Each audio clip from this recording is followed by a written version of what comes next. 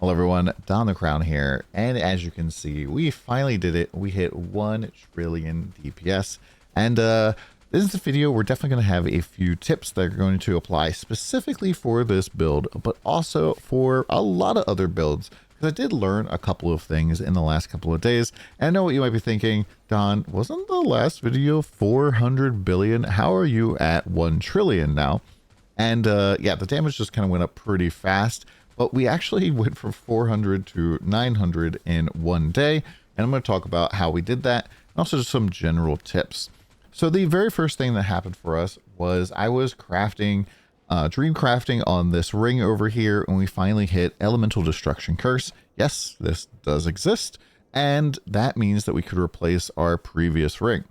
And I was a little bit hesitant about this process because so far I've thrown 2000 FE at this staff here and haven't hit a single tier 1 on it that matters for the build.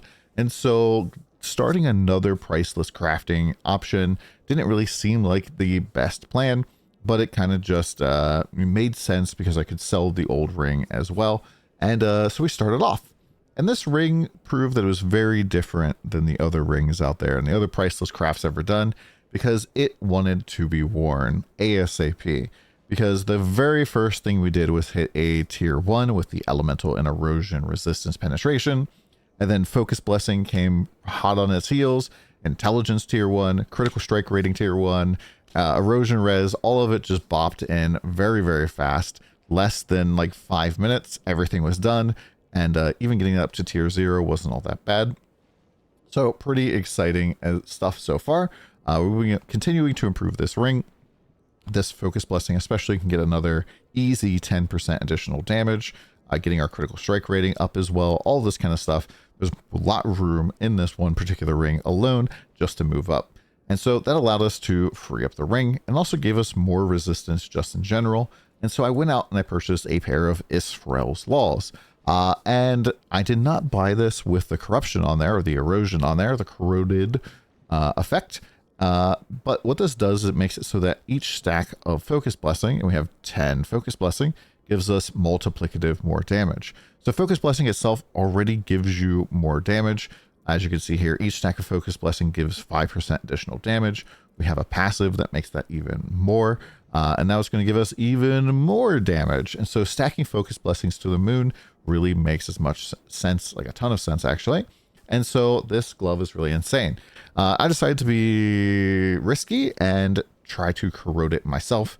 In fact, like if you kind of even reroll the mod on it, it's not really all that big of a deal. And I hit the corrosion and I hit the thing that I wanted to corrode on the very first try.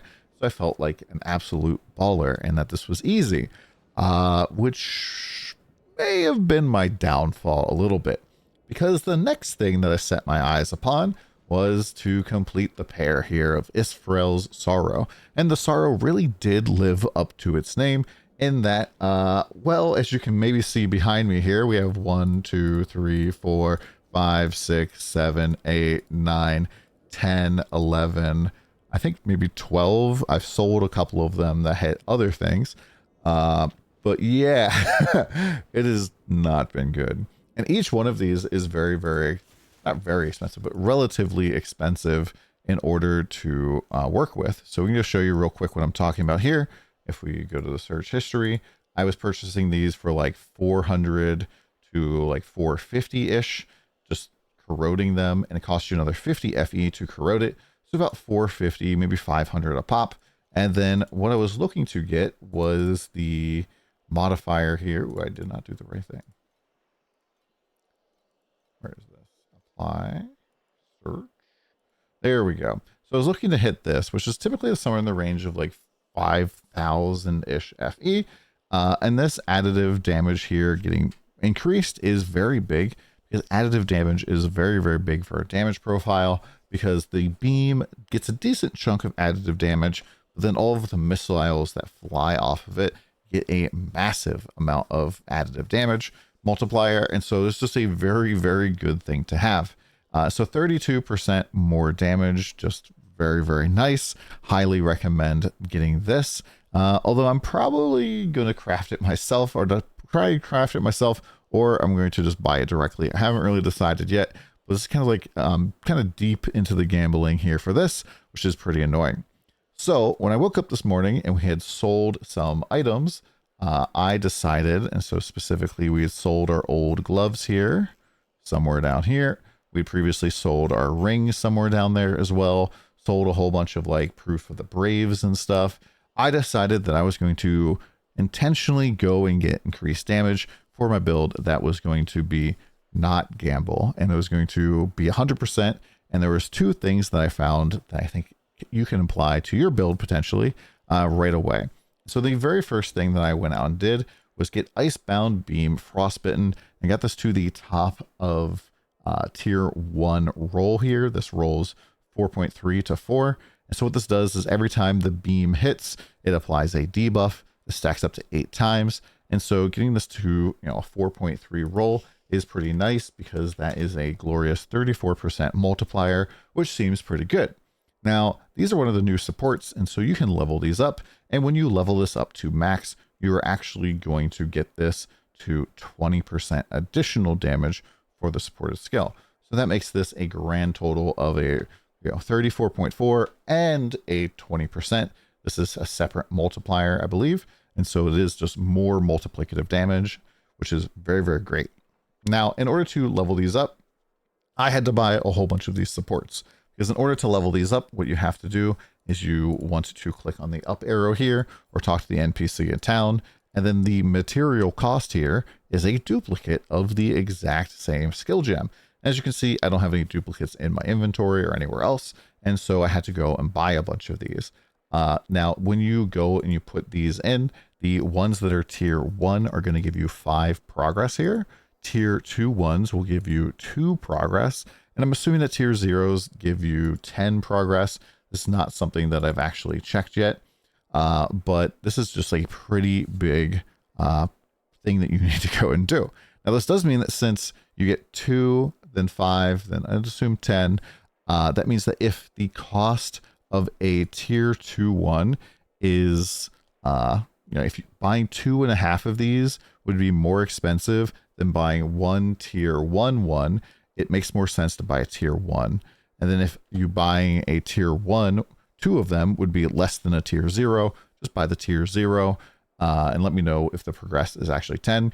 I guess I could check with another skill, but you just fill this up. And it is to level 2 is 5 progress, and then an additional 10, an additional 15, and an additional 20. So yeah, you can see how that adds up relatively quickly. That's a total of 50 progress points that you're going to need, which means that that's 10 level or tier 2 or tier 1 versions of it. It's always so weird that it goes up to 0. And so, yeah, there's quite a few that you need to buy. However, this is just guaranteed damage. Now, it does go 4%, 8%, 14%, and then 20%. So it's 4, 4, 6, 6. And so you are able to, you get more for, progressing deeper into it, which is pretty nice, and just getting more damage that way. The second thing I did, and this does work basically for every skill. Now, some of them you might not necessarily want to do. I'm messing around with Frost Terra right now, for example.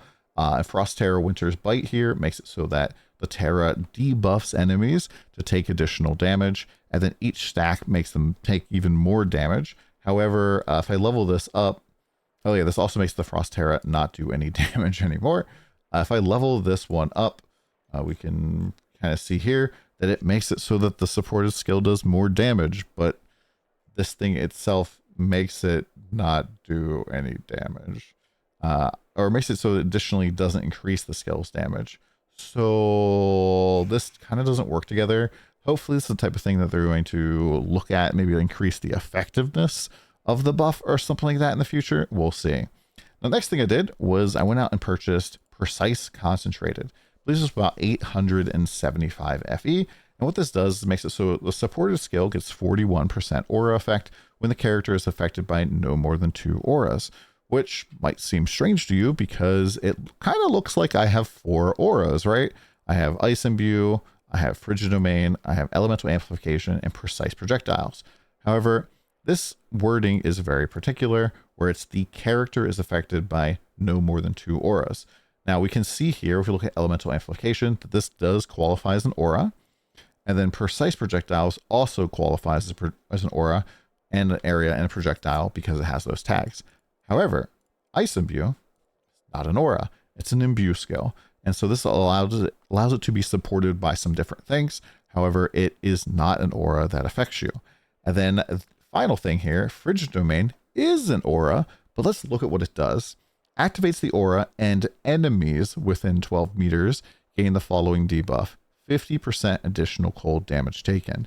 And what this means is that it's not me that's affected by the aura, it's them, right? And so I only have 2 auras that are affecting me. They're elemental amplification and precise projectiles. And this gives me a very large multiplier on my elemental amplification.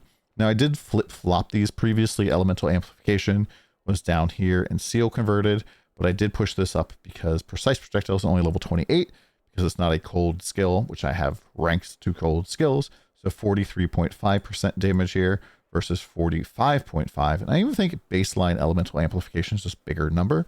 And so we want to amplify that bigger number here by 41%. This is up to 32% support gem there. So if we're looking at like 0.41 times our 45.5, that's a guaranteed 18.65 multiplicative damage increase. Now that does add together with this as well, so I have more aura effect. That's going to be less effective overall. However, this is just very nice to pick up. Just a guaranteed increase that you can get. This is relatively expensive. I did go out of my way to buy a level 21 one.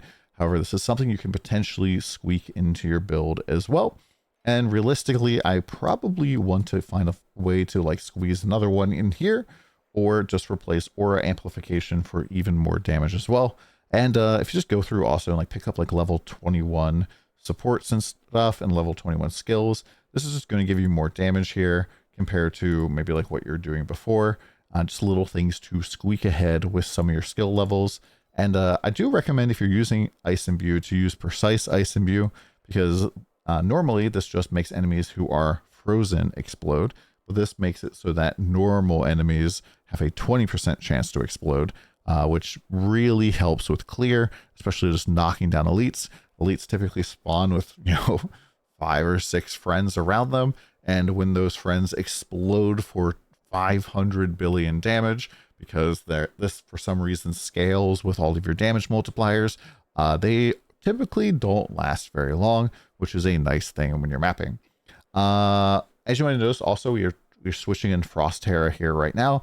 This is because we dropped the +1 curse candle for now. Just kind of testing this out. I'm not necessarily 100% sure if I like this or if this is better. If you already have the +1 curse setup, I think that that's probably fine. However, the Frost Terra does not require a special candle, so that is a different thing to go. And I do recommend that you need stuff like a pretty fast activation medium here, and like stuff like extended duration. One thing I don't like about this is sometimes it doesn't really feel like it's on the enemy, and that is kind of a downside, because like the curse definitely applies in a huge area around yourself, so it always feels like you're doing more damage. This is kind of nice here though for Snow Shell, which makes it so that if we hit the button ourselves, it'll kind of poop out one on under our feet, and that'll give us energy shield restoration per second.